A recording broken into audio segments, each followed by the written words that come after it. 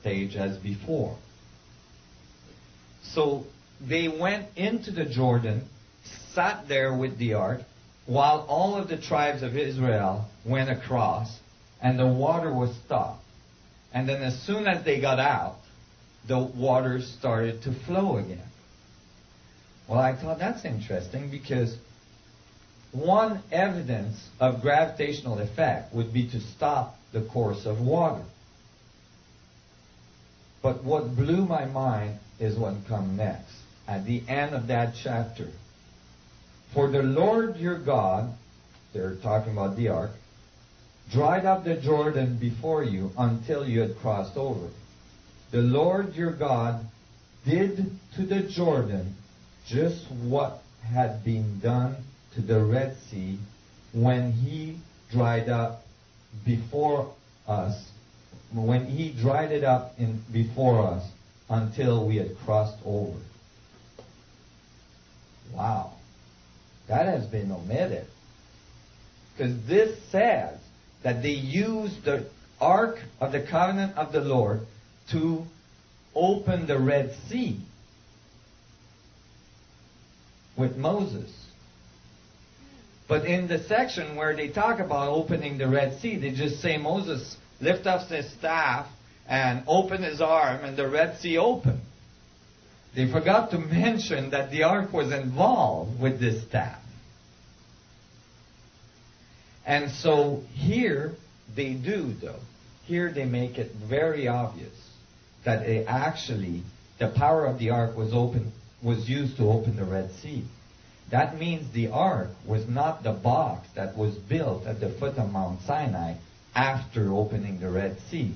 The power of the ark had to be there with Moses before he crossed the Red Sea. And thus it was something else. The box was only something to carry it across the desert for 40 years. Probably he didn't have time to take the box out when he left Egypt. He just took the crystal. Go ahead. Do you think Ethiopia has the Ark of the Covenant now? I'm going to get to that. So, are you guys all following this? Yeah. Okay. So I was really excited. I was like, oh my God, this is really real. I mean, they're really talking about some object. And this is kind of tough to do, but we can, I started to look into it, and I found more and more evidence that the ark was this crystalline structure. I found the Ezekiel text. I found the Keys of Enoch text, and I thought, wait a minute, what are they talking about? Well, I looked deeper into the Kabbalistic tradition, and when I did, I found that they didn't just give you like hints to what the geometry was. They actually said, this is a Kabbalistic tree. This is the foundation of all creation. And if you decode this, you'll understand all of the universe. So I knew there that they were giving us a really good key to what was powering the Ark of the Covenant, since the Ark was thought to be the seat of God, the seat of the universe. And the Kabbalistic tree can commonly be described as the tree of knowledge as well. The tree that was placed in the Garden of Eden at the center of our Genesis. So when I looked at it, I thought, what is this? And I started to read Kabbalistic tradition texts and all this. Oh my God, I got so confused. It was so confusing. There's so much stuff out there, and it's all philosophy. And I was really kind of not being able to find anything that was jiving, but I was looking at the geometry, and what I did is I plastered it on the ceiling of my van so I could lay in my bed and look at it in the morning, every morning, and I was trying to decode it. And really quickly, I realized that the bottom part was a tetrahedron. and that the top part was an octahedron. But I didn't know what this middle part was. This X with a box around it. I didn't know how to deal with that. And then I realized, wait a minute, this box here, this rectangle, fits in this upper rectangle. So I thought, oh, maybe they just took it and squashed it. So I took the top part and slid the bottom into it. And boom, the result was a tetrahedron and an octahedron on top, which is all of the vertices you need to generate the star tetrahedron with the octahedron in the middle. You guys see this? To generate this, all you need is a tetrahedron and an octahedron and all the vertices, and you can start building it. So I was like, oh, this is cool. As soon as you slide the bottom into the top, basically, as soon as you compress it, as soon as you collapse it, right, you obtain a 3D geometry. And then I realized that the Kabbalistic text said that there wasn't just one tree, but that there's four, and that they're attached at the crown, or at the root. Well, I assumed that they were giving us only half the code again, so that there would be 8 trees attached at the root.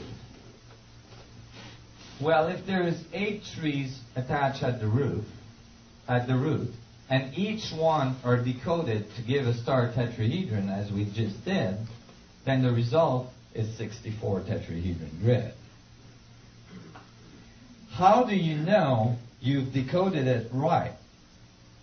Well, when you're finished, you can actually plot the 2-dimensional tree right on top of it, and you have all the lines you need with its sephirots. The sephirots are these balls on the corner of the tree. The word sephiroth comes from the word sapphire, referring to crystals. And when you plot the sephiroth all around the tree, all around the 64 tetrahedron, since each tree has one sephiroth involved in the middle, each tree only has 9 sephiroths. 9 multiplied by 8,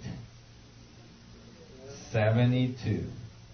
I had come back exactly to the tetragrammaton.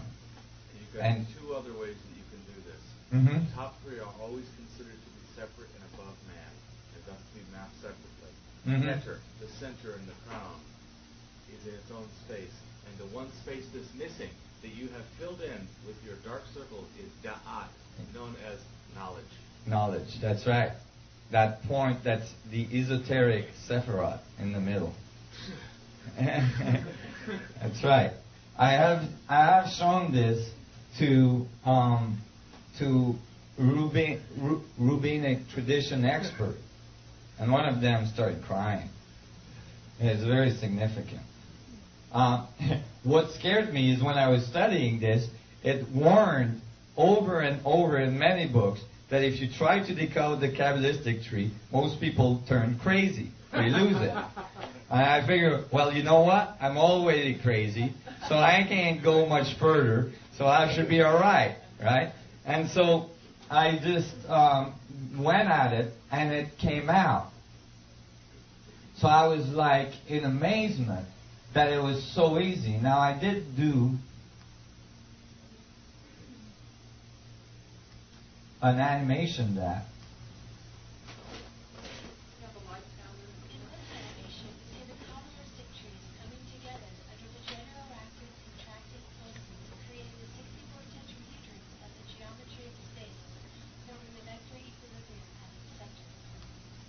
So here it is. Again. In this animation, we see the Kabbalistic trees coming together under the generative contracting pulses, creating the 64 tetrahedrons of the geometry of space, forming the vector equilibrium at its center. Thank you, Amber. And here's a Kabbalistic tree that was generated during the time that I was writing this up in a little journal I published. This was in England. But note on this little animation that when we look at it slowly, you can see. Can everybody see here how the tree actually compresses and becomes a 3D object? This is the contractive side of the event horizon, you see?